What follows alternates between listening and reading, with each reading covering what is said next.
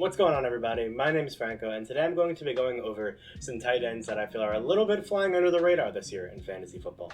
Now, obviously, it's still July, but if you can get these guys around the same ADP they're currently priced at now, as well as just their rankings being a little lower, I feel like that could be a steal for you, as these guys have a lot of upside for this upcoming year. If you like the content, please feel free to like, subscribe, comment, all that fun stuff. I'm going to be trying to do one of these for every position, undervalued, overrated, etc., as well as trying to get a video out every day, so anything would be greatly appreciated.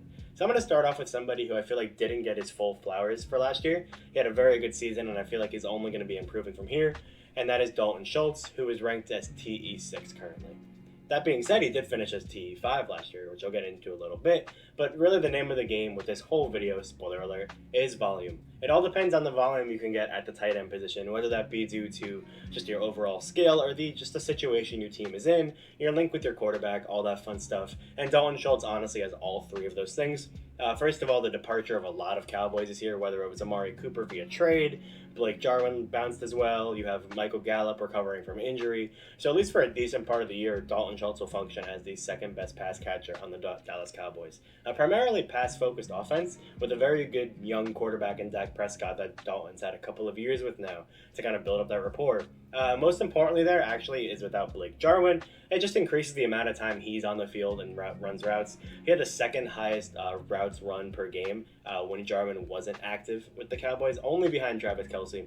So the volume is going to be there. The targets are going to be there. I really think he'll emerge and be a top 4, at best top 3 tight end this year, which I mean might not be a lot jumping from tight end 6 to tight end 4, but I think that could be a lot, especially given his current ADP at 63. You can get him pretty late, fill out some of the other parts of your starting lineup first, and still maybe get one of the best tight ends in fantasy. Dipping a little bit deeper into the rankings, because honestly that middle range of tight ends is all in flux, I'm going to go with Cole Kmet. Cole Kmet of the Chicago Bears, who has been a breakout candidate for what seems like 5 years now.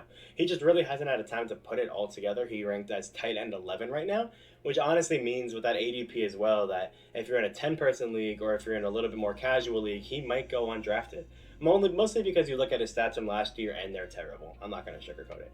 They're just really bad. The no touchdowns is just brutal to me.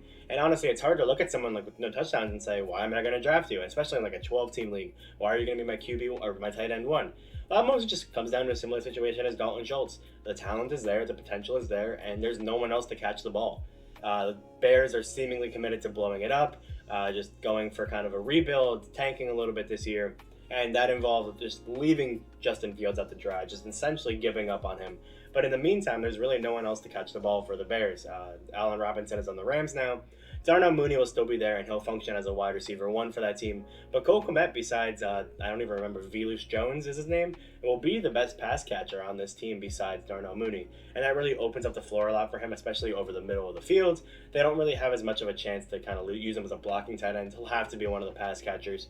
So those numbers that you see down there that are absolutely atrocious, those will go up. I can almost guarantee that. I don't know if it's going to justify more than like a tight end 8 finish, let's say. But even then, this is a guy that could go undrafted in a lot of tight end leagues. So I feel like you can be able to scoop him up, and you'll get a great deal and a great bargain there for someone you could take in one of the very last rounds of the draft. Now here's someone else, a very different story that I find interesting is that, for the record, all these rankings are Fantasy Pros, consensus rankings. They have him as tight end 13, a whole 2 spots below Cole Kmet with about 30 ADP sooner, which is very interesting. Dawson Knox was a mostly taken off the waiver wire tight end last year, and he really came out as just a red zone beast. He had less yards than Cole Kmet, but he had 9 more touchdowns. I mean, 9 more than 0 is 0. He was just became a red zone target for Josh Allen. He loved that dude in the red zone. With good reason. He's a big body, he's got good hands, and he seemed to always be there, no matter when he needed him. He's kind of Josh Allen's safety blanket when Diggs and everyone wasn't running routes. And this is the case for every Bills pass catcher this year, is just vacated targets with the loss of Cole Beasley, Emmanuel Sanders in free agency. Actually, I don't think any team picked them up. So just the loss of them in general, I think it just leaves open a lot of the fields. I expect Gabe Davis to have a big year as well, but Dawson Knox should be one of, if not the bigger beneficiaries of their departure. Like I said, it opens up a lot of red zone targets. It opens up him in the middle of the field a lot more. And I think on PPR formats especially, he should easily be a top 10 tight end.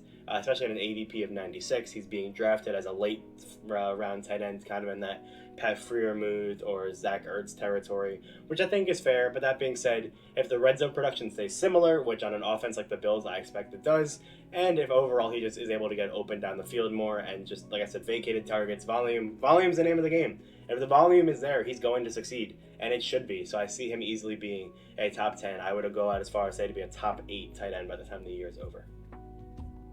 One more who I really am sad he had that injury last year.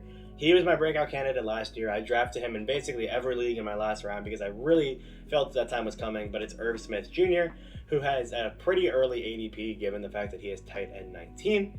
This is a guy that you probably won't go out and start in week 1, but if you have a late round tight end like like a Gesicki or a Hunter Henry and they don't work out, you can just drop one of them and go for Irv Smith because I feel like he's going to have a great year. He's a very athletic pass catching tight end. He has a very good situation as well with the Minnesota Vikings. Besides Jefferson and Thielen, he's operating as their de facto wide receiver 3. So he has a good situation lined up for him. It's just athleticism and talent, and also Tyler Conklin left for the Jets, so there's no other tight end there to really compete for snaps with him. So that frees up a lot of space for him to run his routes and get open down the field. I think he should have a good, if not great, year. I think he'll be a lot better than his tight end 19 ranking does when the year's up. Does that mean I think you should draft him? No, you could just probably pick him up in free agency. But if you want to take a late round flyer on him, like I did all of last year, be my guest. I'll probably be doing the same. And my last one on here. So I wanted to do a little bit deeper of a dive, but at the tight end position, it's hard. It's hard to do a deep dive at tight end. So I'm going to go with somebody who you probably won't draft at all this year and probably won't be impactful at all unless you're in Dynasty. I have him in every single one of my Dynasty leagues. It is Jalin Woods of the Indianapolis Colts.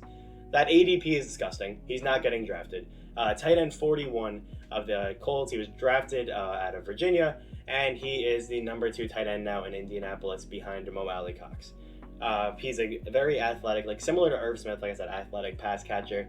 I think he should have a very good situation to not only have an impact down the line for the Colts, but maybe even make an impact this year, just given the state of that wide receiver and tight end room.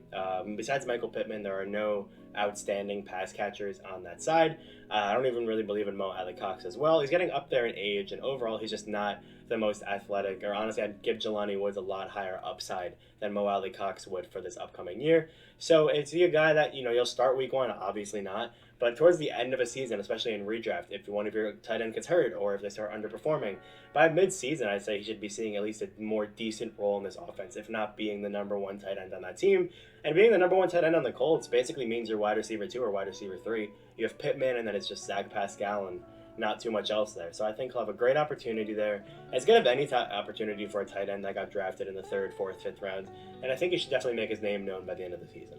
So those are some tight ends that I feel like underappreciated. I had a hard time leaving some of them off. Pat Freiermuth comes to mind, some of those guys.